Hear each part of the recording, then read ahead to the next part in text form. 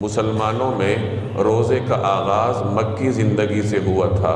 چنانچہ جب ہجرت حبشہ ہوئی تو حضرت جعفر رضی اللہ تعالی عنہ نے نجاشی کے دربار میں جب خطاب فرمایا تو اس خطاب میں انہوں نے یہ بھی فرمایا کہ ہمارے پیغمبر ہمیں نماز اور روزے کا حکم دیتے ہیں۔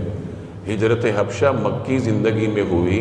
جب ہجرت حبشہ کے وقت حضرت جعفر رضی اللہ تعالی عنہ نماز اور روزے کا ذکر فرما رہے ہیں تو اس کا مطلب یہ ہے کہ مکہ مکرمہ میں ہی مدینہ منورہ ہجرت سے پہلے ہی مسلمانوں کے اندر روزے کا رواج موجود تھا۔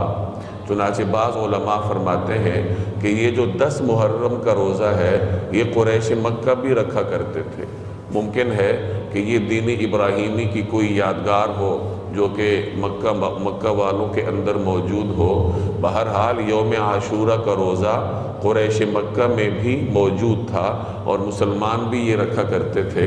نبی کریم صلی اللہ علیہ وسلم رمضان کے روزوں کی فرضیت سے پہلے مسلمانوں کو 10 محرم کا روزہ رکھنے کی تاکید فرماتے تھے۔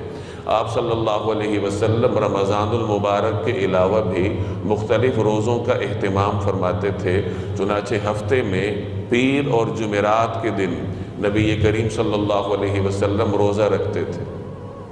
یہ ہفتہ وار 2 روزے ہیں جو رسول اللہ صلی اللہ علیہ وسلم مستقل طور پر رکھا کرتے تھے، اور ماہانہ بنیادوں پر آپ صلی اللہ علیہ وسلم 3 روزے رکھا کرتے تھے۔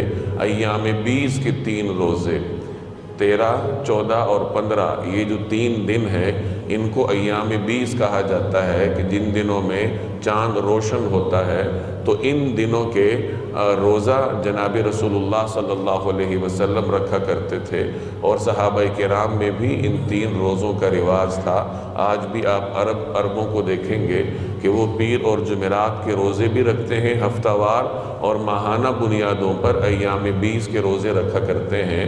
یہ ہمارے ماحول میں اس سنت کی کمی ہے، تو کوشش کرنی چاہیے کہ اللہ جل جلالہ اس سنت کو زندہ کرنے کی بھی ہمیں توفیق دے۔ تو آپ صلی اللہ علیہ وسلم رمضان المبارک کے علاوہ ہفتہ وار اور ماہانہ بنیادوں پر یہ 2 قسم کے روزے رکھا کرتے تھے۔